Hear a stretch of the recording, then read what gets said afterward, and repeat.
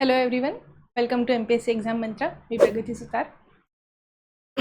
आज आपल्या बॅचचं एक शेवटचं जे लेक्चर असेल त्या पद्धतीने आपण क्लॉज हे लेक्चर घेणार आहे. क्लॉज हा टॉपिक अगदी शेवटी घेण्याचं कारण एकच आहे की हा जो चॅप्टर आहे याला जोडूनच एक चॅप्टर असणार आहे टेन्स सिक्वेन्सी. त्यामुळे तो एक टेन्सचा सिक्वेन्स जो असतो तो एक चॅप्टर होईल अपलोड.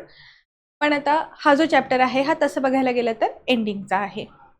बाकी एखाद दुसरा चॅप्टर असेल कोहेसिव्ह डिव्हाइस वगैरे तो आपण करू शकतो ॲडजस्ट. एखादाच प्रश्न येतो आला तर एखाद्या वर्षी येतो, त्यामुळे तो इतका महत्त्वाचा वाटत नाही. बेसिकली आत्ता जे आपण शिकणार आहे क्लॉजेस वगैरे यासाठी तुम्हाला एकदम पहिलं जे लेक्चर होतं ना आपलं वर्ड फॉर्मेशन, वर्डपासून सेंटेन्स बनतात, ते पाहिजे महत्त्वाचं लक्षात.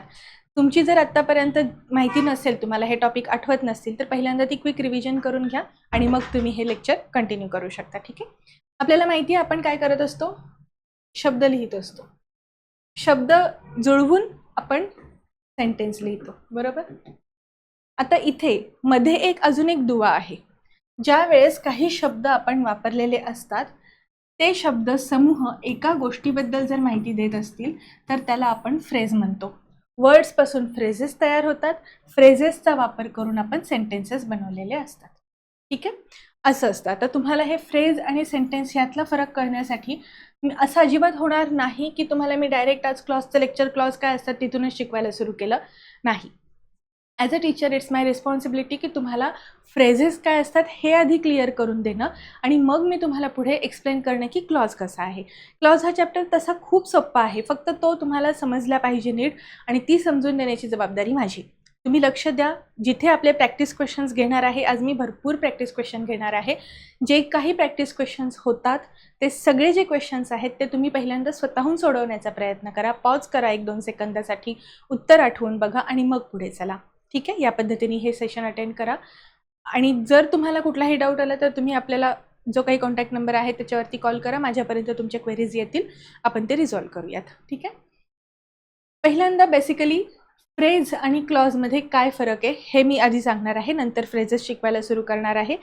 फ्रेज हे वाक्यामध्ये आपल्याला जिथे कुठे वापरलेलं असतं त्यामध्ये कुठलाही सब्जेक्ट किंवा प्रेडिकेट नसतो. आपण सेंटेन्सेसचे टाईप्स बघितले, सेंटेन्सेसचे टाईप्स प्लस आपण अजून कुठलं त्यातच बघितलेलं सिंथेसिस ऑफ सेंटेन्स. सिंथेसिसमध्ये आपण बघितलं आहे की ज्यावेळेस आपल्याला सिम्पल टू कंपाऊंड किंवा सिम्पल टू कॉम्प्लेक्स करायचं असतं, कंपाऊंडमध्ये किंवा कॉम्प्लेक्समध्ये आपल्याला तिथे स्वतंत्र सब्जेक्ट आणि स्वतंत्र प्रेडिकेट असतं. आपल्याला बेसिकली हे माहिती आहे की फ्रेझेसमध्ये सब्जेक्ट नसतात. सिम्पल सेंटेन्सचं आपलं डेफिनेशन काय आहे?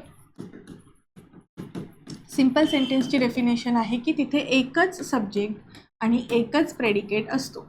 ठीक आहे. आणि जर आपल्याला 2 सिम्पल सेंटेन्सेस एकत्र करायचे असतील, सिंथेसिस करायचं असेल तर आपण ते आयदर कंपाऊंडमध्ये करतो किंवा मग आयदर कंपाऊंड ऑर कॉम्प्लेक्स अशा पद्धतीने आपण ते करत असतो. मग आता एक बेसिकली गोष्ट लक्षात ठेवा, सिम्पलमध्ये एक सब्जेक्ट एक प्रेडिकेट. इतर जे काही टाईप्स आहेत सेंटेन्सेसचे त्यामध्ये त्यांना स्वतःचा एक सब्जेक्ट असणार आहे आणि स्वतःचा एक प्रेडिकेट असणार आहे. आणि जर असा सब्जेक्ट किंवा प्रेडिकेट नसेल तर ती एक केवळ फ्रेज राहते, तो क्लॉज होत नाही. 2 पेक्षा अधिक वाक्य एकत्र केल्यानंतर त्यामध्ये एक उपवाक्य असतं, एक मुख्य वाक्य असतं. अशा उपवाक्य आणि मुख्य वाक्य असलेल्या सेंटेन्सला आपण क्लॉज म्हणतो. आणि त्यामुळे हा जो क्लॉज आहे, a phrase rewritten with a subject and predicate is clause. म्हणजे ही जी फ्रेज आहे यामध्ये आपल्याला आता एक सब्जेक्ट ॲड करायचा आहे, एक वर्ब ॲड करायचं आहे आणि मग त्याला एक स्वतःचा स्वतंत्र दर्जा द्यायचा आहे.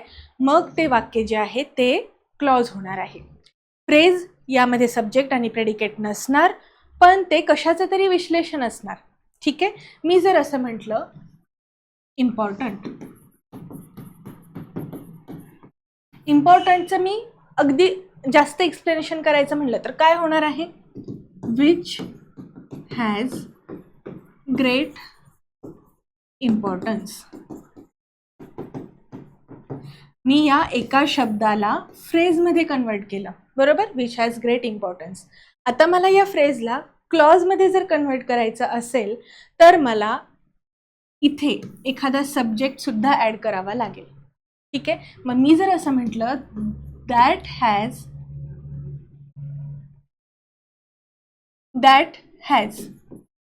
अ ग्रेट इम्पॉर्टन्स, हे विच हॅज आपण काढूयात आणि that has a great importance असं म्हटलं तर तिथे मी त्या फ्रेजला मी क्लॉजमध्ये पण कन्वर्ट करते. आता एक बेसिक रिक्वायरमेंट काय आहे क्लॉजची, की मी जे काही सेंटेन्स बनवणार आहे त्यामध्ये मला ते उपवाक्य म्हणून वापरायचं आहे. म्हणजे माझ्या वाक्यात 2 वाक्य असणार आहेत, त्यातलं एक प्रधान वाक्य, मुख्य वाक्य, त्याला आपण प्रिन्सिपल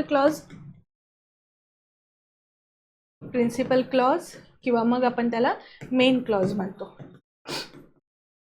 या पद्धतीने आपण क्लॉज वापरलेले असतात. त्याच्यावर अवलंबून असणारे वाक्य अर्थपूर्ण होण्यासाठी, पूर्ण अर्थ निघण्यासाठी, वाक्याचा सेन्स समजण्यासाठी, कॉन्टेक्स्ट कळण्यासाठी अशा पद्धतीने वाक्यरचना केलेल्या असतात. दरवेळी आपण सगळी सेंटेन्सेस सिंपल सेंटेन्सेसमध्ये बोलू शकत नाही.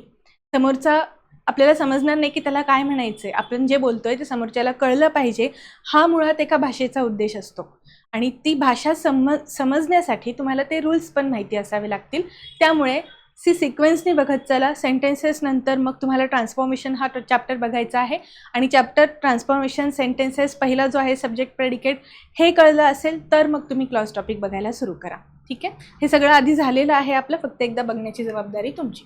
ठीक आहे, त्यानंतर आपण आणखीन एक गोष्ट बघितली होती की सगळे जे कॉम्प्लेक्स सेंटेन्सेस असतात हे आपण क्लॉजमध्ये कन्सिडर करतो. ठीक आहे, हे पण आपण एक कन्सेप्ट बघितलेली होती. आता हे झाले फ्रेजेस, क्लॉज कशा पद्धतीने असतं ते. फ्रेजेस वेगवेगळ्या असतात, त्याचे पण टाईप्स असतात, ते आपण बघूयात. सुरुवातीला एक वाक्य समजून घेऊयात. India expects to win the world cup.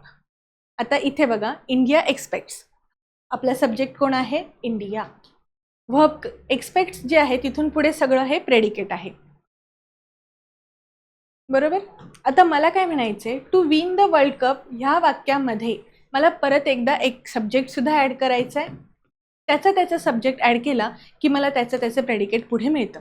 सब्जेक्टची माहिती देणाऱ्या वाक्यातला इतर सर्व शब्दांना आपण प्रेडिकेट म्हणतो. मग आता मला या शब्दासाठी इथे मला एखादा सब्जेक्ट किंवा वर्ब ऍड करावाच लागेल, तेव्हा माझी ही नाउन फ्रेज जी आहे ही कन्वर्ट होणार आहे नाउन क्लॉजमध्ये. फ्रेजचं कन्व्हर्जन आपल्याला क्लॉजमध्ये करायचं असतं. त्यामुळे तुम्हाला पहिल्यांदा फ्रेजेस समजून घ्यावे लागतील, तर तुम्हाला क्लॉज म्हणजे काय ते कळेल. ठीक आहे, आता आपण इथे जे वापरलेलं आहे India aspects. What does India expect, काय एक्सपेक्ट करत आहे, तर इथे दॅट हा कंजंक्शनचा प्रकार वापरून पुढे आपण जे वाक्य लिहिलेलं आहे त्यामध्ये शी हा सब्जेक्ट घेतला, विल हे आपण या ठिकाणी वर्ब म्हणून वापरलेलं आहे. सो मला माझा सेपरेट सब्जेक्ट आणि प्रेडिकेट दुसऱ्या वाक्यासाठी मिळाला आणि म्हणून माझ्यासाठी हे आता एक इंडिपेंडंट वाक्य झालेलं आहे. हे जरी इंडिपेंडंट वाक्य असेल तरीही याचा अर्थ पूर्ण करण्यासाठी एका मुख्य वाक्यावर अवलंबून राहावं लागतं, म्हणून आता हा क्लॉज झाला. सिंपल.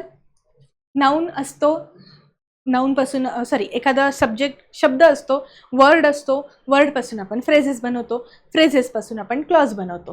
ठीक आहे, क्लॉजमध्ये काय असतं, 2 वाक्य एकत्र करतो आपण.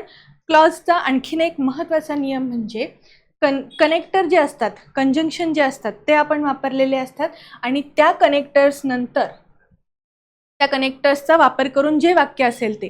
आता जर मी कनेक्टर नंतर म्हटलं तर अर्थ चुकीचा निघतो. कनेक्टर नंतर म्हणजे फक्त वाक्याच्या मधूनच ते सुरू झालं की काय, उपवाक्य, सबऑर्डिनेट क्लॉज असं वाटतं, पण ते तसं नसतं. वाक्याच्या सुरुवातीला सुद्धा आपल्याला क्लॉज वापरलेला असू शकतो.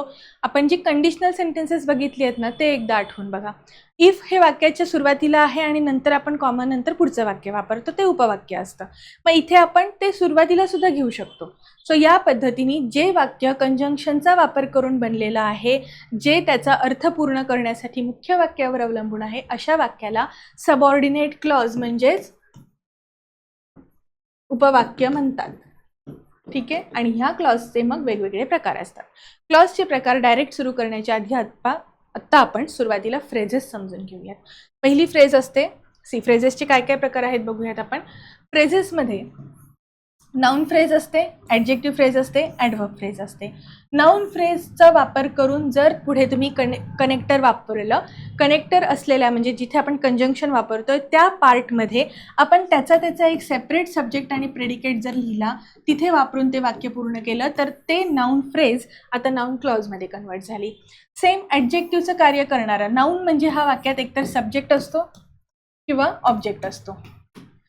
ॲडजेक्टिव्ह जे आहे हे नाऊन किंवा प्रोनाऊनबद्दल एक्स्ट्रा इन्फॉर्मेशन आपल्याला सांगतात. ॲडव्हर्ब जे आहे हे वाक्यातल्या व्हर्बबद्दल, ॲडजेक्टिव्हबद्दल किंवा इतर ॲडव्हर्बबद्दल एक्स्ट्रा इन्फॉर्मेशन सांगतो. बरोबर.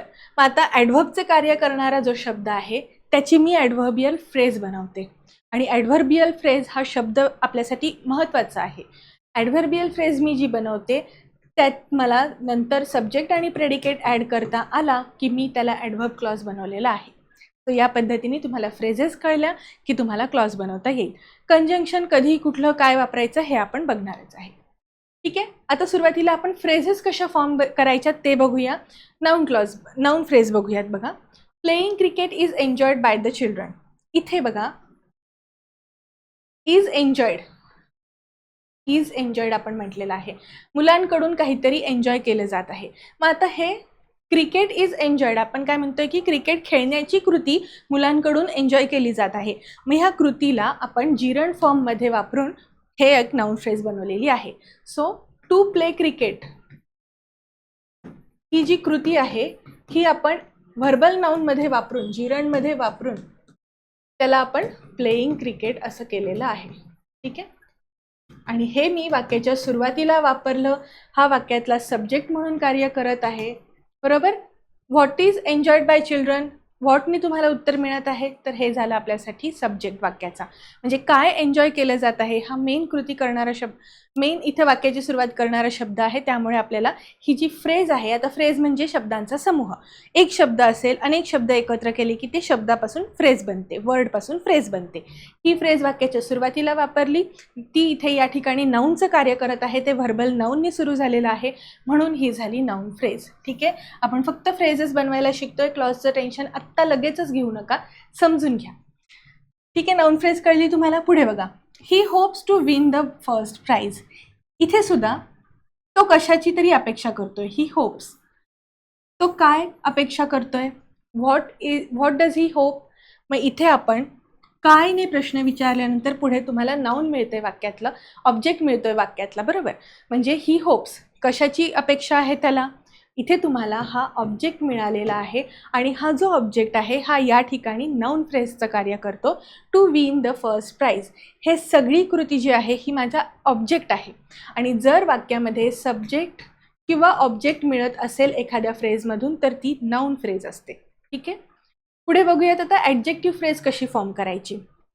एक ॲडजेक्टिव्ह असतं, त्या ॲडजेक्टिव्हला आपल्याला एक्स्ट्रा एलॅबरेशन करायचं असतं, पुढे वाढवायचं असतं. ठीक आहे. लेंदन असं लिहिलेलं आहे मी, म्हणजे पुढे वाढवलेलं आहे या अर्थाने. तर इथे बघा, the Indian team one the world cup. या ठिकाणी हा जो टीम शब्द आहे हा नाऊन आहे. याबद्दल एक्स्ट्रा इन्फॉर्मेशन मला कशात मिळते, कोणती टीम हे मला कसं कळलं, इंडियन ह्या शब्दामध्ये. इंडियन काय झालं, ॲडजेक्टिव्ह झालं. मग आता मी जर द टीम ऑफ इंडिया असं म्हणत असेल तर मला ह्या टीमबद्दल जी इंडियाची माहिती आहे, जे एक्स्ट्रा ॲडजेक्टिव्ह आहे ते मी फक्त वेगवेगळ्या शब्दांचा समूह बनवून लिहिलं. इंडियन हा शब्द मी कसा लिहिते, इंडियन हा शब्द आपण ऑफ इंडिया असं वापरून लिहितो. आणि ऑफ इंडिया म्हणजे इंडियाशी रिलेटेड, इंडियाचा म्हणजे भारतीय, इंडियन. या पद्धतीने हा जो शब्द आहे इंडियन तो आपण वाढवला. तिथे आपण एकापेक्षा जास्त शब्द बनवले म्हणजे ती फ्रेज झाली. आता हे जे फ्रेज आहे हे आपण ॲडव्हर्बची फ्रेज जी आहे ही आपण वाक्यात क्लॉज म्हणून वापरतो. So the team of India one the world cup. इथे टीम ऑफ इंडिया हा जो शब्द आहे हा आपल्याला काय कृती केलेली आहे, कोणी कृती केलेली आहे हे दाखवतो. आणि त्यामुळे ही आता आपल्यासाठी ॲडजेक्टिव्ह फ्रेज झालेली आहे. ठीक आहे. आता ॲडव्हर्ब फ्रेज कसं बनवायचं ते बघूया. ॲडव्हर्ब फ्रेजेस, ॲडव्हर्ब कशाची माहिती देतात. ॲडव्हर्ब आपल्याला डिग्रीबद्दल म्हणजेच क्वांटिटी किती आहे त्या प्रमाणात, किती प्रमाण हे सांगताना आपल्याला ॲडव्हर्बचा वापर होतो. त्यानंतर ॲडव्हर्ब आपल्याला प्लेसबद्दल माहिती सांगतात, टाईमबद्दल माहिती सांगतात, रिझनबद्दल माहिती सांगतात. सो जिथे ॲडव्हर्बचं फंक्शन आहे ते फंक्शन करणारा शब्दसमूह म्हणजे ॲडव्हर्बियल फ्रेज. ठीक आहे. इथे बघा, शी विल रीच सून असं म्हटलेलं आहे. सून म्हणजे लवकरच. मग आता त्याचं कन्व्हर्जन आपण कसं करणार, she will reach in short time. मग आता हे जे इन शॉर्ट टाईम हा जो शब्द आहे हा सून या शब्दाची रिप्लेसमेंट आहे. सून हा एक वर्ड झाला आणि ह्याला आपण एक्स्ट्रा पुढे वाढवतोय म्हणून हे इन शॉर्ट टाइम ही झाली फ्रेज. ठीक आहे. सो शब्दांपासून तुम्हाला फ्रेजेस बनवता आल्या की क्लॉज बनवता येतो. ओके. आता आपण जे फ्रेजेस बघितल्या, इथे सेंटेन्सेस दिलेले आहेत, आपण प्रॅक्टिस म्हणून क्वेश्चन बघूया. यातले तुम्हाला फ्रेज कोणती ते ओळखायचं आहे आणि ती जी फ्रेज आहे ती कुठल्या टाईपची आहे ते पण ओळखायचं. ठीक आहे. पहिलं सेंटेन्स आहे टू अर इज ह्युमन. आता या ठिकाणी टू अर म्हणजे जो चुकतो तो, ही फ्रेज आहे, त्यामुळे हे आपल्यासाठी नाउन फ्रेज आहे. दुसरं वाक्य बघा, fishers go sailing over the sea. Where do they go? Over the sea. Place बद्दल माहिती मिळाली, ॲडव्हर्ब असतो प्लेसचा, म्हणून हे काय झालं आपल्यासाठी ॲडव्हर्बियल फ्रेज. ठीक आहे. Next, a document of great importance was lost yesterday. आता इथे आपण इम्पॉर्टंट डॉक्युमेंट म्हणू शकतो. मग हे इम्पॉर्टंट डॉक्युमेंट, इम्पॉर्टंट हे ॲडजेक्टिव्ह आहे, कशाबद्दल माहिती देतं ते आपल्याला? इम्पॉर्टंट हा शब्द डॉक्युमेंट बद्दल आपल्याला माहिती देतो, बरोबर. आणि ह्या डॉक्युमेंट बद्दल माहिती देताना हा जो ॲडजेक्टिव्ह मी वापरलाय त्याला एक्स्ट्रा इन्फॉर्मेशन म्हणजे त्याला लेनदेन कसं केलेलं आहे, अ डॉक्युमेंट ऑफ ग्रेट इम्पॉर्टन्स या पद्धतीने. मग हा ॲडजेक्टिव्ह आपण एक्सप्लेन केला म्हणून ही झाली ॲडजेक्टिव्ह फ्रेज. ठीक आहे.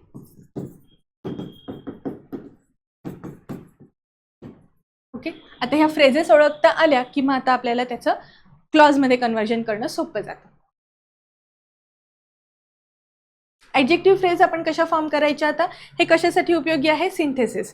सिंथेसिस ऑफ सेंटेन्सेसचा एक प्रकार असतो, त्यासाठी आपल्याला हे गरजेचं होईल. एक्झाम्पल एक्स्ट्रा बघूयात आता. Gandhiji led a life of simplicity. Life of simplicity हे आपल्यासाठी एक ॲडजेक्टिव्ह फ्रेज आहे. ही आपल्याला कशी कन्वर्ट करता येईल? Gandhiji led a simple life. Life या नाउनबद्दल एक्स्ट्रा इन्फॉर्मेशन देणारा शब्द ॲडजेक्टिव्ह वापरून मी ह्या फ्रेजला आता ॲडजेक्टिव्हमध्ये कन्वर्ट केलं, म्हणजे ही फ्रेज मी आता वर्डमध्ये कॉम्पॅक्ट केली. नेक्स्ट बघा, Mumbai is a populous city. Populous हे ॲडजेक्टिव्ह आहे. आता मला या ॲडजेक्टिव्हची फ्रेज बनवायची, ती कशी बनवणार आपण? मुंबई इज अ सिटी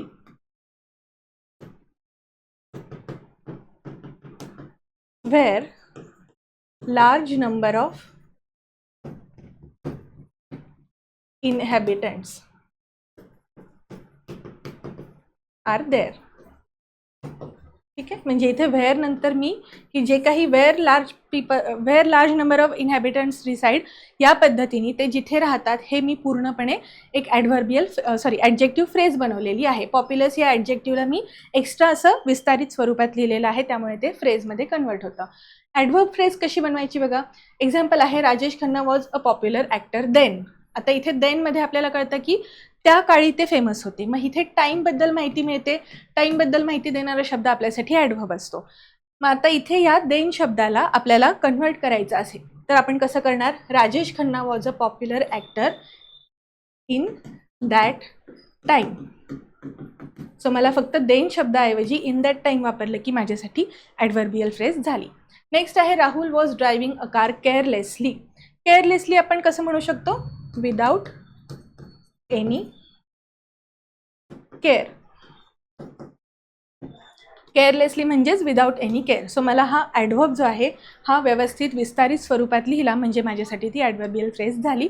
आणि या पद्धतीने तुम्हाला फ्रेजेस बनवता आल्या पाहिजे. ठीक आहे. आता आपण फ्रेज कशा बनवायच्या बघितल्या, क्लॉज कसे बनवायचे ते सुरुवात करूया. क्लॉज जे आपण वापरलेले असतात सुरुवातीला मगाशी मी सांगितलं तसं प्रत्येकाला त्याचा एक सब्जेक्ट आणि एक प्रेडिकेट देणं गरजेचं आहे.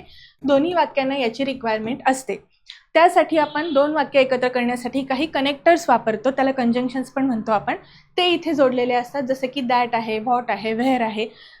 असं जे काही शॉर्टकट ट्रिक असते की जसं की व्हेअर वापरलं म्हणजे पुढे ॲडव्हर्ब क्लॉज मिळाला, हे असं लक्षात ठेवू नका, कारण इथे तुम्हाला ते काय फंक्शन करतं त्यावरून क्लॉजचा प्रकार ठरतो. त्यामुळे हे या ठिकाणी कंजंक्शन कुठलं वापरलेलं आहे, कनेक्टर कुठलं वापरलेलं आहे, प्लस त्याचा रोल काय आहे, फंक्शन काय आहे हे सुद्धा कळणं तितकंच महत्त्वाचं आहे. ठीक आहे. नाउन क्लॉज आता आपल्याला हे जे वाक्य आहे त्याला कन्वर्ट करायचं आहे. I am satisfied with my earnings. मी इथे सॅटिस्फाय आहे कशासोबत, विथ माय अर्निंग्स. सो इथे माय अर्निंग्स हे जे नाऊन आहे याला मला आता क्लॉजमध्ये बनवायचं आहे. रिक्वायरमेंट काय, मला या वाक्यामध्ये जे मी उपवाक्य बनवते त्यात मला एक सब्जेक्ट पण ॲड करायचा आहे, म्हणजे मला त्याचं प्रेडिकेट मिळेल. ठीक आहे, हे खूप मेन महत्त्वाचा जो नियम आहे हा बेसिक इथूनच सुरू होतो. एक सब्जेक्ट एक प्रेडिकेट हा त्या वाक्याला दिला गेला पाहिजे, म्हणजे ते क्लॉज होणार, नाही तर ते क्लॉज होत नाही. I am satisfied with whatever I earn. इथे बघा व्हॉट एव्हर हे कंजंक्शन वापरून पुढे मी आय अर्न असं लिहिलेलं आहे.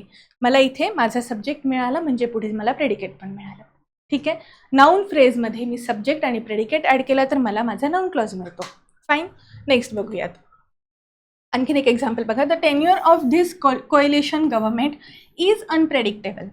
आता ही फ्रेज आहे the tenure of coalition government, यामध्ये कुठे तुम्हाला सब्जेक्ट दिसतोय का, नाही. ओके, इथे बघा how long a coalition government will rule. इथे मी ज्यावेळेस विल वापरते त्यावेळेसच हे गव्हर्नमेंट जे आहे हे माझ्यासाठी सब्जेक्टचं कार्य करतं.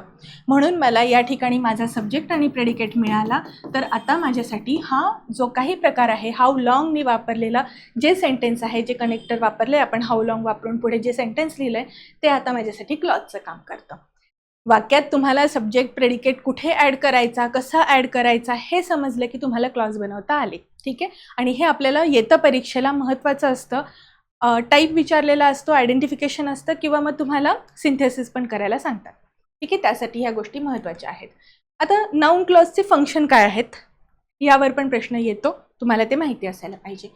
जर वाक्याच्या सुरुवातीला वापरला असेल ॲज अ नाऊन ते कार्य करत असेल, ॲज अ सब्जेक्ट त्याचं फंक्शन असेल तर तो सब्जेक्ट ऑफ द व्हर्ब असतो, म्हणजे व्हर्बचा सब्जेक्ट म्हणून कार्य करतो. जर आपल्याला व्हर्ब नंतर वापरलेलं दिसत असेल आणि तो व्हर्बमध्ये सांगितलेल्या गोष्टीला जर आपण व्हॉटने प्रश्न विचारला तर पुढे आपल्याला ऑब्जेक्ट मिळतो. त्यामुळे हा सब्जेक्टचं कार्य करू शकतो, ऑब्जेक्टचं पण कार्य करू शकतो. मुळात नाऊनचं फंक्शनच ते आहे की एकतर सब्जेक्ट म्हणून कार्य करा किंवा ऑब्जेक्ट म्हणून कार्य करा. नाऊन क्लॉज पण तसंच कार्य करतो. Next, object of preposition. आपण जर कनेक्टर वापरला असेल, कनेक्टरच्या ऐवजी एखादं प्रिपोजिशन असेल, इन, ऑन, विथ या पद्धतीचं जर प्रिपोजिशन असेल आणि त्यानंतर आपल्याला जो नाऊन दिलेला असतं, नाऊन फ्रेज दिलेली असते, तर त्या ठिकाणी तो ऑब्जेक्ट ऑफ प्रिपोजिशन होतो. ठीक आहे, नेक्स्ट आहे द कॉम्प्लिमेंट ऑफ व्हर्ब. व्हर्बबद्दल अधिक माहिती किंवा त्याचाच विस्तार पुढे देण्यासाठी, कॉम्प्लिमेंट करण्यासाठी व्हर्बच्या जागी आपण व्हर्ब नंतर नाऊन क्लॉज वापरलेला असतो. व्हर्ब नंतर शक्यतो आपण कनेक्टर्स वापरलेले असतात आणि मग तो पुढे जो क्लॉज होतो तो कॉम्प्लिमेंट ऑफ द व्हर्ब होतो. ठीक आहे, आणि नेक्स्ट आहे in apposition to a noun or a pronoun. ॲपोजिशनचा अर्थ काय आहे, त्याच्याशी समतुल्य, त्याच्याबद्दलच पुढे माहिती सांगणारा. जे आपण 2 कॉमर्सच्या मध्ये लिहित असतो कधी कधी बघा, एक्स्ट्रा इन्फॉर्मेशन, ती जी काही माहिती दिलेली असते, इथे जर काही आपण नाऊन क्लॉज वापरला असेल तर त्या ठिकाणी तो ॲपोजिशनचं कार्य करतो. ठीक आहे, या सगळ्याचे एक्झाम्पल्स आपण बघूयात. पहिलं आहे subject of the verb. Example बघा, what he did was remarkable. What हे कंजंक्शन वापरून आपण एक वाक्य बनवलं, यात स्वतःचा सब्जेक्ट आहे आणि त्याचं स्वतःचं प्रेडिकेट आहे, म्हणून हा आपल्यासाठी आता क्लॉज झालेला आहे. ठीक आहे, what he did was remarkable. What was remarkable, इथे सब्जेक्ट आहे ना हा, म्हणून हा झाला subject of the verb. Next आहे when he will return is uncertain. वाक्याच्या सुरुवातीला वापरलेला आहे, व्हेन हे कंजंक्शन वापरलेलं आहे, त्यात स्वतःचा एक सब्जेक्ट आहे, स्वतःचं प्रेडिकेट आहे, म्हणून आता हा नाऊन क्लॉज झाला. आणि हा क्लॉज मला वाक्याच्या सुरुवातीला वापरलेला दिसत आहे, मला तो सब्जेक्टचं कार्य करताना दिसत आहे, म्हणून आता हा सब्जेक्ट ऑफ द व्हर्ब झालेला आहे. ठीक आहे, नेक्स्ट आहे नाऊन क्लॉजचा ऑब्जेक्ट ऑफ द व्हर्ब वापर कसा होतो. इथे शक्यतो ट्रान्झिटिव्ह व्हर्बसाठी हे होतं, आणि जर इनट्रान्झिटिव्ह व्हर्ब असेल म्हणजे ॲक्शन पास ओव्हर झालेली दिसत नसेल तर तिथे तो कॉम्प्लिमेंट ऑफ द व्हर्ब होतो. ठीक आहे, जर ॲक्शन पास ओव्हर झालेली दिसली तर मग काय म्हणायचं, हा आहे object of the verb. Example बघा, ask if he is free in the evening. आता इथे इफ हा शब्द वापरून आपण पुढे जोडलेला आहे.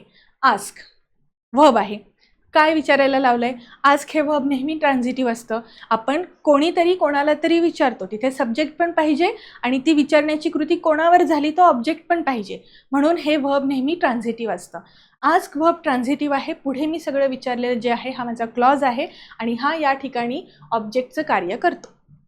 ठीक आहे, काय विचारा, आस्क, आस्क नंतर पुढे काय, ऑब्जेक्ट काय आहे वाक्यातला ते सांगितलेलं आहे, म्हणून हा noun clause object of the verb म्हणून फंक्शन करतो. आणखीन एक एक्झाम्पल बघा, no one knew who she was. इथे बघा आता, नो वन न्यू कोणालाच माहिती नाही, पुढे हू हे कंजंक्शन वापरलेलं आहे. Please remember, who conjunction adjective सारखं असतं, ॲडजेक्टिव्ह क्लॉज आहे हे असं लक्षात ठेवू नका.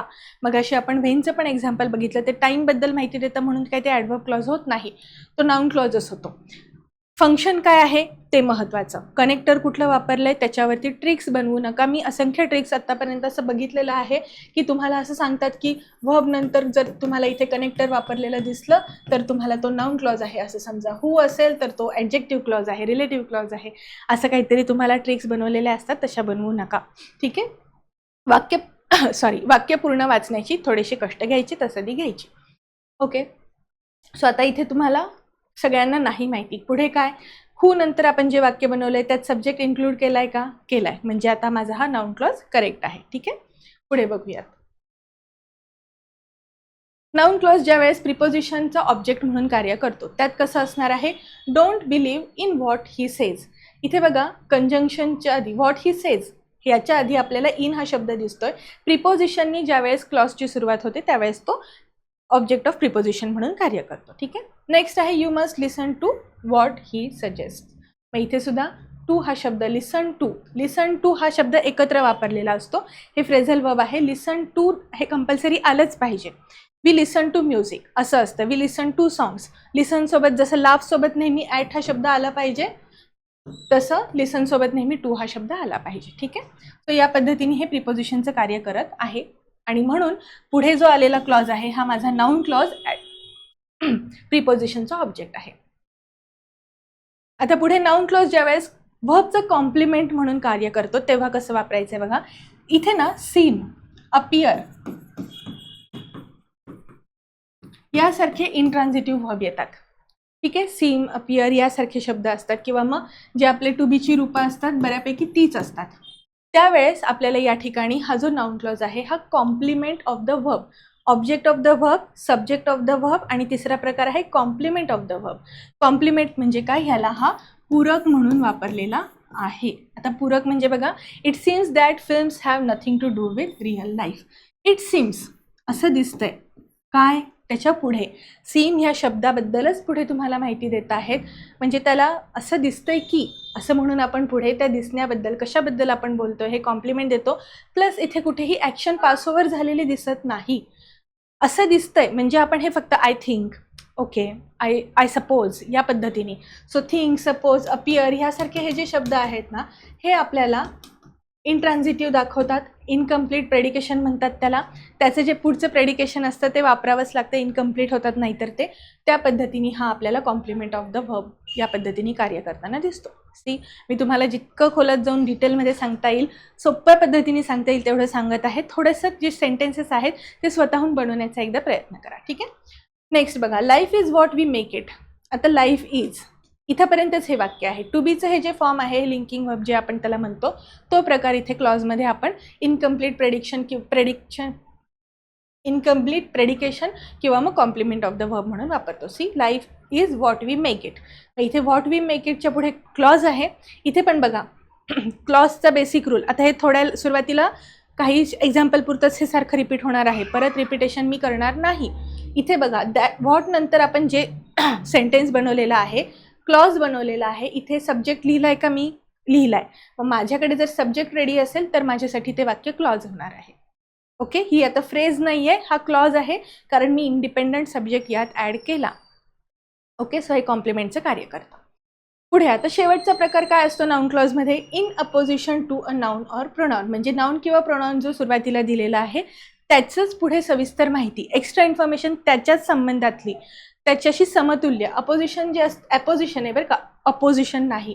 हे जे असतं अपोजिशन म्हणजे आपण त्याला विरोधी पक्ष म्हणतो ना, अपोजिशन पार्टी, या पद्धतीने ओ आहे. पण अपोजिशनमध्ये काय असतं, अपोजिशनमध्ये आपल्याला तिथे समतुल्य, त्याच्याशी समान असं माहिती दिलेली असते. ठीक आहे.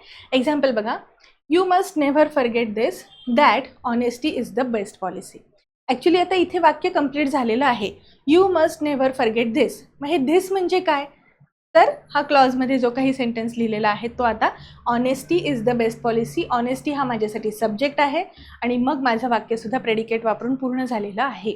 So honesty is the best policy हे या धिस ह्या शब्दाबद्दल पुढे माहिती देतं आहे आणि त्यामुळे हे धिस या शब्दाचं ॲपोजिशन आहे. सो हा नाउन क्लॉज ऑफ ॲपोजिशन झाला. नेक्स्ट बघा, it is unfortunate that you were absent. हे दुर्दैवी होतं किंवा हे चुकीचं झालं. पुढे आपण त्या चुकीचं काय हे एक्स्ट्रा सांगतोय आणि या अनफॉर्च्युनेट शब्दाबद्दल आपण पुढे माहिती दिलेली आहे आणि म्हणून हा सुद्धा ॲपोजिशनचा प्रकार आहे. हा जो नाउन क्लॉज आहे दॅट नंतर वापरलेला तो आपला नाउन क्लॉज आहे. कनेक्टर्स जे वापरलेले असतात किंवा आपण त्याला काय म्हणतो कंजंक्शनचं जे वाक्य असतं ते क्लॉज असतं, उपवाक्य असतं, सबऑर्डिनेट क्लॉज असतं. ओके, आपण आता जे 5 फंक्शन बघितले नाउन क्लॉजचे ते पटकन रिवाइज करूया. सेंटेन्स वाचा, त्याचा कुठला प्रकार आहे ते बघा आणि तुम्ही जे काही उत्तर असेल ते लिहून ठेवा. नंतर क्रॉस चेक करा की मी सांगितल्यावर तेच आन्सर आलं का. सो व्हिडिओ बघा, पॉज करा. ठीक आहे, आधी काय करा, व्हिडिओ पॉज करा, सगळे प्रश्न आहेत ना त्याची उत्तरं लिहून ठेवा आणि मग क्रॉस चेक करायला घ्या. ठीक आहे, फर्स्ट सेंटेन्स आहे, there is no meaning in whatever you say. In नंतर पुढे आपण सेंटेन्स दिलेला आहे त्यामुळे हे झालं ऑब्जेक्ट ऑफ प्रिपोजिशन. ठीक आहे, ऑब्जेक्ट ऑफ प्रिपोजिशन. नेक्स्ट आहे, my desire was that I might live in a bungalow. My desire was, इथे पुढे काय होती माझी डिझायर हे आपण म्हटलेलं आहे. डिझायर हा शब्द सुद्धा आपल्याकडे इंट्रान्झिटिव्ह आहे असं दाखवतो. इथे कुठे ॲक्शन पासओव्हर झाली का, नाही, म्हणून हे काय झालं, कॉम्प्लिमेंट ऑफ वर्ब. ठीक आहे, पुढे बघा, whether Rahul can join today seems uncertain. इथे सब्जेक्टचं कार्य करताना दिसत आहे. सीम या शब्दातला सब्जेक्ट काय आहे वाक्यासाठी, वर्बचा सब्जेक्ट कोण कार्य करतोय, हा क्लॉज. यामध्ये सब्जेक्ट आहे आणि त्याचा प्रेडिकेट आहे म्हणून हा क्लॉज करेक्ट आहे आणि हा माझ्यासाठी सब्जेक्ट ऑफ वर्ब कार्य करताना दिसतो. पुढे बघा, the speaker admitted that the situation was awkward. The speaker admitted, आता इथे ॲडमिट काय केलं, ऑब्जेक्ट काय आहे हे क्लिअरली दिलेलं आहे म्हणून हा जो क्लॉज आहे हा ऑब्जेक्ट ऑफ वर्बचं कार्य करतो. ठीक आहे, आय होप तुम्ही सेंटेन्सेस पूर्ण वाचलेली असतील. नेक्स्ट बघा, the warning that the structure was dangerous was ignored by the residents. The warning was ignored. आता तुम्हाला एक ट्रिक सांगते. ॲपोजिशन जे असतं नाऊनचं, ॲपोजिशन ऑफ नाऊन किंवा प्रोनाऊन म्हणून जेव्हा आपण क्लॉज वापरतो तो नाऊन क्लॉज ओळखण्यासाठी तो क्लॉज थोडासा गाळून मग पूर्ण वाक्य होतं का बघायचं. इथे बघा, द वॉर्निंग वॉज इग्नोर्ड असं म्हटलंय, बरोबर. मग ती वॉर्निंग काय होती, that the structure was dangerous. हे आपल्याला धोकादायक परिस्थितीत आहे ही जी वॉर्निंग होती ती इग्नोर केली गेली. सो वॉर्निंग वॉज इग्नोर्ड याबद्दलच एक्स्ट्रा माहिती देणारा हा शब्द क्लॉज जो आहे तो आपण इथे लिहिलेला आहे. ठीक आहे, आणि इथे पण द स्ट्रक्चर हा आपला सब्जेक्ट आहे आणि म्हणून याचं हे पुढे प्रेडिकेट आहे. क्लॉज पण झालेला आहे, तो गाळून जरी वाक्य वाचलं तरीही ते पूर्ण होत आहे आणि तो क्लॉजचा नाऊन क्लॉजचा प्रकार आहे पण तो इथे ॲपोजिशन ऑफ नाऊन म्हणून कार्य करतो. ठीक आहे, कुठलं नाऊन, वॉर्निंग हे नाऊन. ठीक आहे, आता आपण ॲडजेक्टिव्ह क्लॉज बनवायला शिकूयात. तुम्हाला जर नाऊन क्लॉज बनवताना कळलं असेल की प्रत्येक क्लॉजमध्ये मला माझा सब्जेक्ट आणि प्रेडिकेट पाहिजे तरच तुम्हाला आता पुढचे प्रकार समजतील. आत्तापर्यंत शिकवलेलं समजणं नसेल तर थोडंसं रिवाईज करून घ्या आणि पुढे घ्या. आता पुढे थोडंसं आपण फास्ट फॉरवर्ड पद्धतीने बघणार आहे. इतकं डिटेलमध्ये आता प्रत्येक ठिकाणी सांगितलं जाणार नाही आहे. ॲडजेक्टिव्ह क्लॉजमध्ये काय कनेक्टर्स आपण काय कंजंक्शन्स वापरणार, हू, हुम, हुज, विच, दॅट, वेअर, व्हाय या पद्धतीचे येऊ शकतात. शक्यतो लक्षात ठेवायचं, हू हे व्यक्तीसाठी असतं आणि विच हे वस्तूसाठी असतं. आपल्या घरी जेव्हा पाहुणे येतात त्यावेळेस आपण काय म्हणतो, कोण आलंय, बरोबर.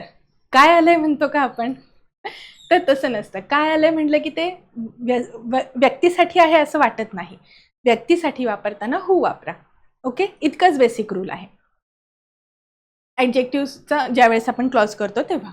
The book with a brown cover is his. आता इथे the book with a brown cover he phrase आहे, त्याचं आपण वाक्य कसं बनवणार, the book which has brown cover is his. आता इथे आपण काय केलेलं आहे, विच हॅज ब्राऊन कवर या पद्धतीने हे विच कंजंक्शन वापरून बुक हे आपल्यासाठी एक नाऊन असं आहे की ज्याबद्दल आपल्याला म्हणजे व्यक्तीचा कुठलाही बोध होत नाही, वस्तूचा क्लिअरली बोध झालेला आहे म्हणून आपण विच हे कनेक्टर वापरलं. प्लस ॲडजेक्टिव्ह काय कार्य करतं, नाऊन किंवा प्रोनाऊनबद्दल माहिती देतं, तशीच माहिती मला क्लॉजमध्ये पण मिळालेली असली पाहिजे. द बुक या नाऊनबद्दलच मला पुढे एक्स्ट्रा इन्फॉर्मेशन मिळणार आहे आणि म्हणून ह्या कनेक्टर नंतर कंजंक्शन नंतर जे काही मी वाक्य लिहिलेलं आहे हे माझ्यासाठी ॲडजेक्टिव्ह क्लॉजचं एक्झाम्पल असेल. ठीक आहे. ॲडजेक्टिव्ह क्लॉजमधल्या आता काही ज्या बेसिक कन्सेप्ट्स आहेत त्यामध्ये आपण एक्झाम्पल बघूयात कशा पद्धतीने बदल होतात. The bungalows of rich people are very spacious and luxurious. मग आता इथे आपण काय म्हणतोय, the bungalows of rich people. People ह्या शब्दाबद्दल अधिक माहिती देणारा शब्द आहे रिच, बरोबर. मग आपण ह्याला कसं कन्वर्ट करतो, the bungalows in which rich people live. त्या बंगलोबद्दलच पुढे एक्स्ट्रा माहिती आपण सांगितलेली आहे. Are very spacious and luxurious, मग या ठिकाणी हे ॲडजेक्टिव्ह क्लॉजमध्ये आपण कन्वर्ट केलेलं आहे. मग इथे सुद्धा इन विच या पद्धतीने आपण कंजंक्शन वापरलं. पुढे बघा, the essay you wrote doesn't comment on the core issues of the subject. मग आता इथे द एसे यू रोट म्हणजेच काय, युअर एसे. सिम्पल. आपण काय केलेलं आहे, द एसेज यू रोटपेक्षा युअर एसे म्हटलं तरीही आपल्याला तिथे ते ॲडजेक्टिव्ह आता वापरलं. ही फ्रेज होती, ॲडजेक्टिव्ह फ्रेज होती. या फ्रेजला आपण कन्वर्ट कशात केलं, ॲडजेक्टिव्हमध्ये. Your essay doesn't comment on the core issues of the subject. ठीक आहे. आता बेसिकली ॲडजेक्टिव्ह क्लॉजमध्ये दॅटचा वापर करायचा का नाही. पहिल्यांदा आपण काय बघितलं, हू किंवा विच, हू, विच, व्हेअर या पद्धतीने आपण कंजंक्शन्स वापरतो. हू व्यक्तीसाठी वापरतो, विच आपण वस्तूसाठी वापरतो. एक तर आणखीन एक गोष्ट लक्षात ठेवा की विच हे आपण व्यक्ती किंवा वस्तू दोन्हीसाठी वापरू शकतो, पण हू जे आहे हे केवळ व्यक्तीसाठी वापरायचे, वस्तूसाठी वापरायचं नाही. आणि आत्ता वाचताना किंवा आता हे लेक्चर बघताना तुम्हाला असं वाटत असेल की इतकं सिम्पल काय आहे, पण याच्यावरती इतके PYQs आहेत. तुम्ही व्यवस्थित लक्ष देऊन जर बघितलं तर जिथे हू वापरायला पाहिजे तिथे विच वापरलं आहे, म्हणजे व्यक्तीसाठी विच वापरलेलं आहे, पण ते त्या कॉन्टेक्स्टला धरून योग्य आहे का ते बघावं लागतं. कधी कधी वस्तूसाठी विच वापरायचे पण त्या जागी चुकून हू वापरलेलं दिलेलं असतं, मग ते इनकरेक्ट असतं आपल्यासाठी. आणि असे क्लॉजवरचे बरेच प्रश्न आहेत, तुम्ही एकदा PYQ अनालिसिस केलं तर तुम्हाला व्यवस्थित लक्षात येईल. ठीक आहे. आता एकतर कळलं हू आणि विच आपण वापरतो, पण आता कधी कधी आपण दॅटने सुद्धा ॲडजेक्टिव्ह क्लॉज लिहू शकतो. दॅटच्या पुढचा जो क्लॉज असेल तो ॲडजेक्टिव्हचं कार्य करतो, त्यामुळे तो ॲडजेक्टिव्ह क्लॉज होतो. आता या ठिकाणी कधी वापरायचं, तर सुरुवातीच्या सेंटेन्समध्ये जर all, everyone, no one, nobody, those, the same, everything या पद्धतीचे इनडेफिनेट प्रोनाउन्स जर असतील वाक्यामध्ये तर पुढे आपण दॅट वापरलं तरीही चालणार आहे. See, in place of possessive relative pronoun आपल्याला दॅटचा वापर करायचा नाही. पजेसिव्ह प्रोनाउन कुठला आहे, हुज. हुज पासून पुढे जे आपण वाक्य बनवतो, हुजचं जे पुढे कनेक्शन असणार आहे त्या पजेसिव्ह केस पुरतं आपल्याला दॅट वापरायचं नाही, हे लक्षात ठेवा, कारण त्याने वाक्याचे अर्थ बदलतात. कसं ते आपण बघूयात. एक्झाम्पल बघा, the woman whose son was lost was crying loudly. अशी स्त्री जिचा मुलगा हरवला होता, आता गेला होता पेक्षा आपण हरवला होता असं सोपंच कन्सिडर करूया, थोडंसं जरा कमी harsh. So the woman whose son was lost या ऐवजी जर आपण इथे दॅट वापरलं, the woman that son was lost, अर्थ काय निघतो की वुमन हरवली होती. त्यामुळे वाक्याचा अर्थ न बदलता क्लॉजेस बनवता आले पाहिजेत. So the woman whose son was lost हे असंच असणार आहे. पजेसिव्ह प्रोनाउनच्या ऐवजी दॅटचा वापर करणं अत्यंत चुकीचं आहे, त्याने वाक्याचा अर्थ बदलतो. मग आपण कधी कधी दॅट वापरायचं आहे तर all, every, no one, nobody, everything आणि या पद्धतीचे द सेम वगैरे काही आपण इनडेफिनेट प्रोनाउन वापरले असतील तर. ठीक आहे. कसं असणार आहे, everyone that knows him always appreciates his work. प्रत्येकजण, त्यातला प्रत्येकजण. सो आपण त्या पद्धतीने दॅट वापरतो. एव्हरीवन हे व्यक्तीसाठी वापरलेलं असतं, म्हणून हू वापरलं तरीही चालणार आहे. सी, या ठिकाणी हू वापरलं तरीही चालतं, दॅट वापरलं तरीही चालतं, पण ग्रॅमॅटिकली करेक्ट सेंटेन्स ओळखायचं असतं त्यावेळेस आपल्याला ह्या शब्दांच्या ऐवजी दॅटचा वापर करणं जास्त करेक्ट असतं. ठीक आहे. आता दॅट कधी कधी गाळून सुद्धा वाक्य होतं आणि ते वाक्य बरोबरच समजायचं आणि तो पण क्लॉजच असतो. ठीक आहे. The car I hired met with an accident. मी जी कार घेतली होती, सो कारबद्दल एक्स्ट्रा इन्फॉर्मेशन सांगितली जाते ह्या ॲडजेक्टिव्ह क्लॉजमध्ये. वाक्य असं असणार आहे, the car that I hired. मग इथे दॅट हा शब्द जरी मी गाळून वाक्य लिहिलं तरीही ते योग्य असणार आहे. दुसरं वाक्य, the only thing I expect from you is punctuality. The only thing that I expect, या पद्धतीने हे सेंटेन्स ॲडजेक्टिव्ह क्लॉजचं होणार आहे. आणि या पद्धतीने दॅट गाळून जरी लिहिलं तरी वाक्य चुकीचं समजायचं नाही. आता सगळीकडेच दॅट वापरायचं का नाही, याने वाक्याचे अर्थ कसे बदलतात बघा. एक सोपी ट्रिक सांगते. जिथे तुम्हाला सिलेक्शन आहे, म्हणजे आता सिलेक्शन म्हणजे काय, अनेकातला एक, अनेकातला एक, या पद्धतीने तुम्हाला जिथे वापरायचं आहे तेव्हा तुम्ही दॅटचा वापर केला तरच ते वाक्य बरोबर होणार आहे. परत एकदा तोच रूल, हू पण वापरू शकता, दॅट पण वापरू शकता. पण जर तुम्हाला दॅट वापरलेलं असेल तर तिथे अनेकातला एक जण हेच तुम्हाला लक्षात ठेवायचं आहे. एक्झाम्पल बघा, Amitabh's father that was a famous poet wrote Madhushala. आपल्याला माहिती आहे अमिताभ बच्चनचे वडील होते हरिवंशराय बच्चन, त्यांनी मधुशाला हे लिहिलेलं आहे. मग आता दॅट हे कधी वापरायचं असतं, जर चॉईस असेल, सिलेक्शन असेल, अनेकातला एक म्हणायचं असेल तर. फादर हा व्यक्ती एकमेव आहे, त्याला चॉईस नाही आहे की त्याला इतके वडील होते त्यातला एक, असं नसतं. हा चॉईस नाही आहे. आणि त्यामुळे इथे जे दॅट वापरलेलं आहे हे पूर्णतः चुकीचं आहे, वाक्याचा अर्थ खूप चुकीचा निघतो. आणि त्यामुळे आपल्याला इथे कंपल्सरी हू हेच कंजंक्शन वापरायचं आहे. ओके, दॅट सगळीकडे वापरायचं नाही. जर दॅट वापरलं तर तुम्ही ते अशा सेन्समध्ये वापरू शकता की अनेकातला एक. पुढे एक्झाम्पल बघा, my friend that lives in Mumbai called me yesterday. आता माझा मित्र, याबद्दल मला ॲडजेक्टिव्ह क्लॉजमध्ये माहिती मिळाली, दॅट लिव्ज इन मुंबई. मग हा पुढे जो मी क्लॉज लिहिला ह्यात काय माहिती मिळते, माझे अनेक मित्रमैत्रीण आहेत, त्यातलं कोणीतरी एक. सो अनेकातला एक या अर्थाने जेव्हा मी वापरते तिथे मी दॅट वापरलं तरीही चालणार आहे आणि हू जरी म्हटलं तरीही चालणार आहे. पण इथे मात्र दॅट वापरलं तर चालणार नाही, हूच वापरावं लागेल. ओके, आता एक शेवटचा रूल ॲडजेक्टिव्ह क्लॉजचा, तो म्हणजे बट हे आपण एक इक्विव्हॅलंट टू रिलेटिव्ह प्रोनाऊनसारखं आपण बट वापरतो. ते कसं, यामध्ये ना एक सिम्पल मी आधी तुम्हाला सेंटेन्सेस सांगते, कंबाईन कसे करायचे ते बघा म्हणजे तुम्हाला अर्थ समजेल. वाक्य आहे, there are many Indians, most of them celebrate on 15 August. दोन वाक्य आहेत, अनेक इंडियन्स आहेत, अनेक भारतीय आहेत जे 15 ऑगस्टच्या दिवशी सेलिब्रेशन करतात, किंवा मग आपण त्याला काय म्हणू, साजरा करतात. ठीक आहे, हेच सेंटेन्स आपण काय करतो, there is not an Indian who does not celebrate on 15 August असं डबल निगेटिव्ह करतं. आपण काय म्हणतो, मला जगातलं सगळं माहिती आहे असं म्हटलं जातं. असं म्हणणारे असतात. सो मला जगातलं सगळं माहिती आहे असं आपण म्हणतो. पण जर मी हेच वाक्य असं म्हटलं, या जगात मला माहीत नाही असं काहीच नाही, तर त्याचा अर्थ किती बदलतो ना वाक्याचा. या जगात मला माहिती नाही असं काहीच नाही म्हणजे मला खूपच जास्त माहिती आहे.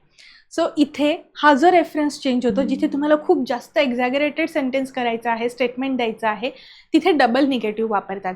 आणि अशा डबल निगेटिव्हच्या सेंटेन्सेसला आपण बट हे रिलेटिव्ह प्रोनाऊनसारखं वापरून कॉम्पॅक्ट करू शकतो. ते कशा पद्धतीने, there is not an Indian but celebrates on 15 August. There is not an Indian, पहिलं जे वाक्य असणार आहे हे तुम्हाला निगेटिव्हच ठेवायचं आहे, पण बट नंतरचं जे वाक्य असणार आहे हे पॉझिटिव्ह ठेवायचं आहे. आणि याचा अर्थ काय होणार आहे, there is not an Indian म्हणजे असा एकही भारतीय नाही जो 15 ऑगस्ट सेलिब्रेट करत नाही. मग इथे आपण काय म्हणतो, बट सेलिब्रेट्स ऑन 15 ऑगस्ट. आता आपण एक्झामच्या पॉईंट ऑफ व्ह्यूनी काय लक्षात ठेवायचं, पहिल्या वाक्यात निगेटिव्ह आलेलं आहे तर मला बट नंतरच्या वाक्यात निगेटिव्ह नको आहे, तर माझं ते वाक्य पूर्ण होणार आहे. मगाशी हे जे मी डबल निगेटिव्ह सांगितलं ना, इथे एक निगेटिव्ह शब्द झाला आणि बट हा निगेटिव्ह शब्दाचं काम करत आहे. त्यामुळे हे या ठिकाणी अशा पद्धतीने बट वापरल्यानंतर सुद्धा ॲडजेक्टिव्ह क्लॉज होतो. जर विचारलं तुम्हाला बट नंतर अंडरलाईन केलेलं असेल आणि विचारलं की हा कुठला प्रकार आहे, क्लॉजचा कुठला टाईप आहे, तर तो असणार आहे ॲडजेक्टिव्ह क्लॉज. ओके, आता एकदम शेवटचा मुद्दा आहे, रिलेटिव्ह क्लॉज म्हणतात ॲडजेक्टिव्ह क्लॉजला. ठीक आहे, रिलेटिव्ह क्लॉज हा ॲडजेक्टिव्ह क्लॉजचं दुसरं नाव आहे. त्यामध्ये दोन असतात, डिफायनिंग आणि नॉन डिफायनिंग. डिफायनिंग म्हणजे काय, ॲडजेक्टिव्ह काय काम करतो, नाऊनबद्दल एक्स्ट्रा माहिती देतो. मग एक्स्ट्रा माहिती देणारी जी माझ्या वाक्यातला जो फ्रेज किंवा क्लॉज आहे तो जर मी गाळला तर वाक्य माझं पूर्ण होत नाही, त्यामुळे तो मला गरजेचा आहे. So it is defining clause. तो नसेल तर माझं वाक्य अर्धवट राहतं. एक्झाम्पल बघा, the man who robbed you has been arrested. आता हू रॉब्ड यू, हे आपलं क्लॉज आहे. The man has been arrested एवढंच म्हटलं गाळून तर वाक्य पूर्ण होतं का? एका माणसाला अटक झाली, पण कोण माणूस, कुठला माणूस, का अटक केली हे आपल्याला कळतं का? नाही. त्यामुळे हा झाला डिफायनिंग रिलेटिव्ह क्लॉज. हा जर वाक्यात नसेल तर मला वाक्य अर्थपूर्ण वाटत नाही. पण जर हेच मी असं म्हटलं, my friend who is son of a farmer knows the value of mother earth. 2 कॉमासच्या मध्ये जेव्हा ॲडजेक्टिव्ह क्लॉज येतो, हे खूप महत्त्वाचं आहे, दोन्हीकडे कॉमा असतो, जिथे ॲडजेक्टिव्ह क्लॉज येतो तो क्लॉज मी गाळला तरीही वाक्य पूर्ण अर्थपूर्ण वाटतं. My friend knows the value of mother earth. माझ्या मित्राला माहिती आहे की या जमिनीचं, या काळ्या आईची किंमत काय आहे, सो ही रिस्पेक्ट्स इट असं आपण म्हणतो. मग त्यामुळे इथे जे आपण ही फ्रेज वापरलेली आहे, आता हे या ठिकाणी नाऊन क्लॉज का नाही आहे, नाऊन क्लॉज ऑफ अपोजिशन का नाही आहे? कारण ते नाऊनचं कार्यच नाही करत. माय फ्रेंड, फ्रेंडबद्दल, फ्रेंड ह्या नाऊनबद्दल अधिक माहिती देणारा हा ॲडजेक्टिव्ह आहे आणि म्हणून हा ॲडजेक्टिव्ह क्लॉज आहे. अपोजिशन ऑफ नाऊन आणि प्रोनाऊन आणि हे जे ॲडजेक्टिव्ह क्लॉज आहे नॉन डिफायनिंग, ह्यात कन्फ्यूज व्हायची अजिबात गरज नाही. ओके. आणि हा जो दुसरा प्रकार आहे नॉन डिफायनिंगचा, हा शक्यतो रिटन किंवा जे आपण लेखी स्वरूपात असतं ना तिथेच वापरलेला असतो. त्यामुळे इथे दोन्हीकडे कॉमा हा स्पेसिफिकली येतो. आणि हां, कॉम्प्रिहेन्शनमध्ये आपण करतो ना, म्हणजे तुम्हाला ही ट्रिक कोणीतरी सांगितली असेल की कॉम्प्रिहेन्शनमध्ये 2 कॉमर्सच्या मध्ये आलेलं वाक्य गाळा, डायरेक्ट जम्प करा पुढे, म्हणजे तुमचा वेळ वाचतो, रीडिंग स्पीड वाढवायचा असेल तर. सो ही तीच पद्धत आहे. ठीक आहे. हां, आणि एक महत्त्वाचा रूल म्हणजे जे नॉन डिफायनिंग कार्य करतात, म्हणजे ते गाळले तरीही चालतात, 2 कॉमर्सच्या मध्ये येतात, असे ॲडजेक्टिव्हचे फंक्शन करणारे जे क्लॉजेस असतात, त्या ॲडजेक्टिव्ह क्लॉजसाठी आपल्याला हू, व्हिच, हू, हुज या पद्धतीने हुम हेच कनेक्टर वापरावे लागतात. दॅट हे कनेक्टर तिथे अजिबात वापरायचं नाही. ठीक आहे. दॅट कनेक्टर 2 कॉमाच्या मध्ये येणार नाही. The Kishore whose son is in UK is the principal of government school. इथे बघा, हुज सन इज UK. मग अशा आपण जे दॅटचं एक्झाम्पल बघितलं ना, the mother whose son was dead किंवा लॉस्ट या पद्धतीने. सो इथे एक लक्षात ठेवायचं, कॉमर्सच्या मध्ये जर ॲडजेक्टिव्हचं फंक्शन करणारा क्लॉज असेल, ॲडजेक्टिव्ह क्लॉज असेल, तर तो त्या ठिकाणी आपण दॅट वापरून लिहिणार नाही. त्याऐवजी दुसरं कुठलंही कनेक्टर येऊ शकतं. एक्झाम्पल जे आहेत, आता फक्त तुम्हाला कनेक्टर कुठले असतील ते सांगायचं आहे. ऑल द शूज, आता इथे ऑल शब्द आलाय म्हणजे दॅट वापरावं लागेल. ठीक आहे. Be kept or stolen. The movement is lost forever. The movement, आता ही मुवमेंट वस्तू किंवा एक सेन्स आहे असं आपण समजूया, व्यक्ती तर नाही आहे निश्चितच, म्हणजे इथे आपण व्हिच वापरूयात. The movement which is lost for ever. म्हणून आपण म्हणतो ना, वर्तमानात जगा, जे आहे ते जगून घ्या या पद्धतीने. The house dash I live in belongs to my father. इथे आपण in which I live in असं म्हणू शकतो. ठीक आहे. दॅट म्हटलं तरीही चालणार आहे. Next, God helps them dash helps themselves. आता इथे ते म्हणजे कोण? इथे व्यक्तीसाठी वापरलेला शब्द आहे. देव त्यांना मदत करतो जे स्वतःवर काहीतरी काम करतात. नुसतंच देवाकडे जे मागतात त्यांना देव मदत करत नाही. सो गॉड हेल्प्स देम हू हेल्प्स देमसेल्व्स. इथे व्यक्ती आहे म्हणून हू वापरायचं. ठीक आहे. आता शेवटचा प्रकार ॲडव्हर्ब क्लॉजचा. सोप्पा आहे, खूप सोप्पा आहे. तुम्हाला जर ॲडव्हर्ब्स माहिती असतील ना तर तुम्हाला ॲडव्हर्ब क्लॉज कळतात. क्लॉजचा नियम काय सांगतो आपला? मला माझा क्लॉज जो आहे त्यात माझा एक सब्जेक्ट पाहिजे आणि मला एक माझा प्रेडिकेट पाहिजे. म्हणजे जर माझ्याकडे सब्जेक्टची वाक्यरचना असेल तर मला माझं प्रेडिकेट ऑटोमॅटिक मिळणार आहे. ॲडव्हर्ब फ्रेज करायला कळलं, ॲडव्हर्बपासून ॲडव्हर्ब फ्रेज करायची. ॲडव्हर्ब, आता मग अशी आपण जे बघितलं ना, केअरलेस, केअरलेसला आपण काय म्हणतो? Without any care. आता हे केअरलेस म्हणजे विदाउट एनी केअर. मग इथे आपण ही फ्रेज जी आहे ही जर क्लॉजमध्ये कन्वर्ट केली तर माझ्याकडे सब्जेक्ट प्रेडिकेट वाक्यात लागतो. त्या पद्धतीने हे मी करणार आहे. ॲडव्हर्ब तुम्हाला जर समजले तर तुम्हाला ॲडव्हर्ब क्लॉजचे टाईप्स समजतात. 9 प्रकार आहेत ॲडव्हर्ब क्लॉजचे. ॲडव्हर्बचे पण तसेच प्रकार आहेत, फक्त प्रत्येक वेळी ते क्लॉज जे आहे ते त्या ॲडव्हर्बचं फंक्शन करतं, इतकाच त्याच्यात फरक आहे. Adverb of time, adverb of place, adverb of purpose, adverb of cause असतं. सेम त्याच पद्धतीने adverb clause of time, adverb clause of place किंवा मग तुम्ही ॲडव्हर्बियल क्लॉज ऑफ पर्पज असे सुद्धा म्हणू शकता. Reason, condition, comparison, manner, result, supposition, त्यालाच कन्सेशन पण म्हणतात, त्यालाच कॉन्ट्रास्ट पण म्हणतात. इथे आहे ना म्हणजे हे किंवा ते असा एक चॉईस असतो थोडक्यात कॉन्ट्रास्टमध्ये. आणि कन्सेशन पण म्हणजे हे करा नाहीतर ते करा, एक तुम्हाला सूट दिलेली असते, त्या पद्धतीने वाक्य असतात. आता ह्याच्यासाठी कनेक्शन्स कुठले कुठले येतात तर आपण बघूयात. Connections adverb clause of time असेल तर आपण as soon as, when, before, after, since, जिथे तुम्हाला वेळेसंबंधी माहिती मिळते असे सगळे शब्द तुम्हाला ॲडव्हर्ब क्लॉज ऑफ टाईम दाखवतात. ठीक आहे.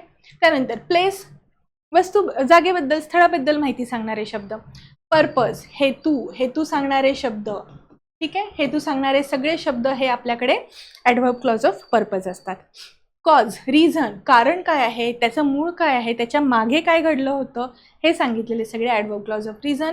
Because, as, since, that, for. आता सिन्स हा शब्द आहे ना तुम्हाला ॲडव्हर्ब म्हणून वापरलेला दिसतो, प्रिपोजिशन म्हणून वापरलेला दिसतो, कंजंक्शन म्हणून पण वापरलेला दिसतो. मग हा कंजंक्शन म्हणून क्लॉजमध्ये वापरला जातो. कंजंक्शन म्हणून तो इथे वेळेसंबंधी माहिती दाखवणारा पण शब्द असतो आणि त्यानंतर कारण दाखवणारा पण शब्द असतो. ओके. त्यामुळे त्याचं फंक्शन तुम्हाला वाक्य वाचल्याशिवाय कळत नाही. ॲडव्हर्ब क्लॉज ऑफ कंडिशन असतो आणि आपण हे कंडिशनल सेंटेन्सेसमध्ये बघितलेलं आहे. चारही प्रकार एकदा रिवाईज करा. ॲडव्हर्ब क्लॉज ऑफ कंपॅरिझन असतो. इथे ॲजनी किंवा दॅननी कंपॅरिझन होतं. ॲडव्हर्ब क्लॉज ऑफ मॅनर असतो. इथे कशा पद्धतीने, हाऊ, याचं तुम्हाला उत्तर मिळतं. ठीक आहे. ॲज, ॲज इफ, ॲज दो, आणि आपल्याला माहिती आहे ॲज इफ आणि ॲज दोची वाक्य ही सबजंक्टिव्ह मूडची होतात. तिथे प्रत्येक ठिकाणी वर हे हेल्पिंग वर्ब वापरलं जातं इरिस्पेक्टिव्ह ऑफ द सब्जेक्ट. ठीक आहे. त्यानंतर रिझल्ट किंवा कॉन्सिक्वेन्स, परिणाम काय झालेला आहे ते कळण्यासाठी सो दॅट, सच दॅट, हे आपल्याला कंजंक्शन म्हणून वापरलेले दिसतात. त्यानंतर ॲडव्हर्ब क्लॉज ऑफ सपोजिशन किंवा कन्सेशन किंवा कॉन्ट्रास्ट, यामध्ये मी तुम्हाला सांगितलं तसं विरोधाभास असतो. Though, although, even if, even though, notwithstanding, या पद्धतीने हे कंजंक्शन्स वापरलेले असतात. ठीक आहे. आपण आता काय करूया, हे सगळ्या 9 प्रकारांची फक्त जी उदाहरणं आहेत ती बघूयात. ॲडव्हर्ब क्लॉजमध्ये तुम्हाला ॲडव्हर्ब कळला असेल तर क्लॉज कळणं सोपं जातं. ॲडव्हर्ब कसा असतो त्याची फ्रेज बनवायला शिका, त्या फ्रेजला क्लॉजमध्ये कन्व्हर्ट करायला शिका, आणि ते खूप सिम्पल आहे. कशाची माहिती मिळते हे फक्त कळलं पाहिजे. ठीक आहे. पटापट एक्झाम्पल्स बघूयात. Adverb clause of time, he left home, it is now week after that. 2 simple sentences आहेत. सगळीकडे हाच स्ट्रक्चर मी वापरलेला आहे. 2 सेंटेन्सेस आहेत ते आपल्याला एकत्र करायचे. कसं? ॲडव्हर्बियल क्लॉज वापरून. So it has been a week since he left the home. Since पासून पुढे माझा क्लॉज तयार झालेला आहे कारण माझ्या वाक्यात सब्जेक्ट मी ॲड केला. So it has been a week since he left home. इथे मला वेळेसंबंधी माहिती मिळाली. हा झाला adverb clause of time. He lived at a certain place, he experienced solitude there. तो अशा ठिकाणी राहिला जिथे त्याला सॉलिट्यूड मिळाला, वाटलं, समाधानी वाटलं. ही lived at such a place where he experienced solitude. हा पुढे जो सेंटेन्स आहे यात मला सब्जेक्ट आहे, क्लॉज आहे, मला तो ॲडव्हर्बचं कार्य करताना दिसतो म्हणून माझ्यासाठी तो ॲडव्हर्बियल क्लॉज आहे. नेक्स्ट आहे adverb clause of purpose. We soak the clothes in soapy water, the clothes are cleansed properly. पाण्यात आपण कपडे का भिजवतो? कारण ते स्वच्छ निघावेत म्हणून. सो आपण हे sentence we soak the clothes in soapy water so that they are cleansed properly या पद्धतीने कन्वर्ट करतो. सो दॅटच्या पुढे तुम्हाला हेतू काय आहे असं करण्यामागे ते कळलेलं आहे. सी, कारण आणि हेतू या 2 वेगळ्या गोष्टी आहेत. एखाद्या गोष्टीच्या मागचं कारण वेगळं असतं आणि ते करण्यामागचा उद्देश, हेतू हा वेगळा असतो. ठीक आहे. रिझन बघा, यामध्ये तुम्हाला कारण माहिती होतं. He is honest, he will easily get the job.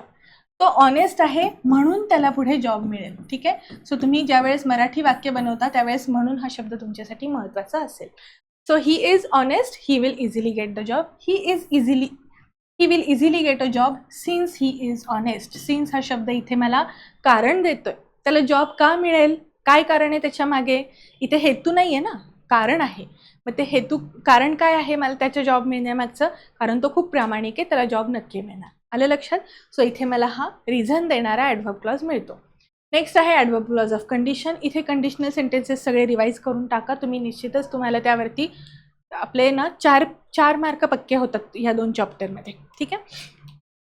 I would have attended the meeting, I was out of town. 2 वाक्य आहेत की मी मीटिंग अटेंड करू शकलो नाही कारण मी शहराबाहेर होतो. हे सेंटेन्स कसं करायचं, had I been in town, जर मी असलो असतो तर, I would have attended the meeting. Complex sentences complex सेंटेन्सेसच असतात सगळी जे काही क्लॉजेस आहेत ते, पण कंडिशनल सेंटेन्सेस स्पेसिफिकली एकदा रिवाईज करा, तुम्हाला समजून जाईल. कंपॅरिझन, इथे आपल्याला तुलना झालेली दिसते, तुलना असते इथे. Wealth is important, health is more important, दोन्हीपैकी एक काहीतरी जास्त आहे, तुलना केलेली आहे. इथे तुलना जी आहे ही सम लेवलला म्हणजे सेम लेवलला पण असेल, थोडीशी उच्च नीच या टाईप म्हणजे थोडा जास्त थोडा कमी या टाईप पण असू शकते, किंवा सगळ्यांपेक्षा भारी या टाईप पण असू शकते. सो इथे सेंटेन्स बघा, health is more important than wealth. इथे आपल्याला हा मोर इम्पॉर्टंट दॅन वेल्थ हा जो शब्द आहे इथे आपल्याला क्लॉज मिळतो. So health is more important than wealth, इथे मला कंपॅरिझन केलेलं दिसतं म्हणून हा आहे ॲडवर्ब क्लॉज ऑफ कंपॅरिझन. त्यानंतर असतो ॲडवर्ब क्लॉज ऑफ मॅनर, कशा पद्धतीने, he spends more, he earns less. He spends more as though he earns less, म्हणजे तो कमी कमवतोय, ठीक आहे, तो कमी कमवतोय पण तरीही तो जास्त खर्च करतो. या ठिकाणी कसा खर्च करतो, जास्त खर्च करतो, खर्चाची त्याची पद्धत कळलेली आहे म्हणून हा ॲडवर्ब क्लॉज ऑफ मॅनर आहे. नेक्स्ट आहे रिझल्ट किंवा consequence. It is very simple, even a child can do this. It is very simple that even a child can do this. हे खूप सोपं आहे, कुठलाही एक लहान मुलगा पण ते करू शकतो. मग पुढे तुम्हाला त्याचा परिणाम काय आहे, सोपं असण्याचा पुढे परिणाम आहे की ते कुणीही करू शकतं. त्यामुळे ह्या वर्डला एक्स्ट्रा इन्फॉर्मेशन दिलेली आहे, त्यामुळे आपल्याला हा ॲडवर्ब क्लॉज ऑफ रिझल्ट किंवा कॉन्सिक्वेन्स दिसतो. नेक्स्ट आहे कन्सेशन किंवा कॉन्ट्रास्ट, शेवटचा पार्ट आहे, यामध्ये विरोधाभास असणार आहे, याला आपण सपोजिशन पण म्हटलं होतं. ठीक आहे, यामध्ये काय आहे बघा, he is very poor steel he always helps needy person. दोन विरुद्ध वाक्य आहेत, म्हणजे शक्यतो गरीब आहे, त्याला स्वतःच पडलेलं आहे, पण तो तसं न करता इतरांना सुद्धा मदत करतो, तो हा विरोधाभास झाला. मग या ठिकाणी आपण आणखीन एक एक्झाम्पल बघितलं होतं ना, की तो श्रीमंत आहे पण त्याला गर्व नाही. याच पद्धतीने म्हणजे असा एक गैरसमज असतो की श्रीमंत लोक खूपच घमंडी असतात किंवा काय, कोणाकोणाला काही काय अनुभव आलेले असतात, सगळ्यांना एकाच तराजूत आपण नाही तोलू शकत. सो या पद्धतीने आपण हे जे असतं की दोन कॉन्ट्रास्ट दाखवणारी वाक्य इथे आपण एकत्र करतो. So although he is poor, he always helps needy person, इथे ऑल्दो हे कंजंक्शन वापरून आपण कॉन्ट्रास्ट दाखवलेला आहे, दोन वाक्य एकत्र केली, दोघांना सेपरेट सब्जेक्ट आहे, सेपरेट प्रेडिकेट आहे, म्हणून हा माझ्यासाठी क्लॉज झाला. मग कुठला क्लॉज, ॲडव्हर्ब क्लॉज. का, कारण मला तो कन्सेशन किंवा कॉन्ट्रास्ट दाखवतो. या पद्धतीने आपले हे सगळे जे काही क्लॉजेस आहेत ते बघितलेले आहेत आपण. इथे मी 4 सेंटेन्सेस दिलेली आहेत, ही प्रॅक्टिस आहे. इथे सुद्धा तुम्ही आता काय करा, सेम तीच मेथड फॉलो करा. हा जो पार्ट आहे इथे पॉज करा, चारही उत्तरं शोधून काढा कुठला ॲडव्हर्ब क्लॉजचा प्रकार आहे ते, आणि मग जेव्हा मी सांगतेय तेव्हा क्रॉस चेक करा. ठीक आहे, स्टार्ट करूयात. The pen is mightier than the pen. The pen is mightier than sword, असं करूयात आपण. ठीक आहे, the pen is mightier than sword, म्हणजे आपण शब्द जास्त काय म्हणतात, शब्दांचे घाव जास्त असतात तलवारीच्या घावापेक्षा, असं आपण हे वाक्य बनवलेलं आहे. इथे बघा, the pen is mightier than the sword, या ठिकाणी आहे ना, इथे स्वॉर्ड इज असा असणार आहे, हिडन हे असणार आहे. मग अशी आपण इथं कॉन्ट्रास्टचं बघितलं, कंपॅरिझनचं. Health is more important than the wealth is, म्हणजे इथे सुद्धा हे हिडन असतं, हे लिहिलं तरी चालतं, नाही लिहिलं तरी चालतं, याच पद्धतीने इथे सुद्धा आहे. So the pen is mightier than, इथे आपण तुलना केलेली दिसते म्हणून हा कुठला झाला, ॲडव्हर्ब क्लॉज ऑफ कंपॅरिझन. पुढे बघा, if I had a laptop I would lend it to you. इफची कंडिशन असते, सो हे झालं adverb clause of condition. Next, whether we win or lose we must accept. इथे बघा, आपण एकतर हे करू नाहीतर ते करू, यामध्ये तुम्हाला चॉईस दिलेला आहे, कन्सेशन आहे, सूट आहे. मी तुम्हाला म्हटलं ना, एकतर हे नाहीतर ते, त्यावेळी हा असतो adverb clause of concession. Next, he continued smoking as though he didn't see his father behind him, म्हणजे तो स्मोकिंग करतच राहिला, म्हणजे त्याला असं वाटलं की त्याचे वडीलच नाही आहे. मग कशा पद्धतीने, असं जसं की त्याचे वडील नाही आहेत असं समजूनच तो करत राहिला. मग इथे मॅनर दाखवलेला आहे ॲज दो मध्ये, त्यामुळे हे पुढचं जे वाक्य आहे हे पण बघा V2 मध्ये आहे. हा सब्जंक्टिव्ह मूड जो असतो तो आपण एकतर V2 मध्येच लिहिलेला असतो. सो या पद्धतीने हे सगळे जे क्लॉज असतात ते आपण डिटेलमध्ये बघितलेले आहेत.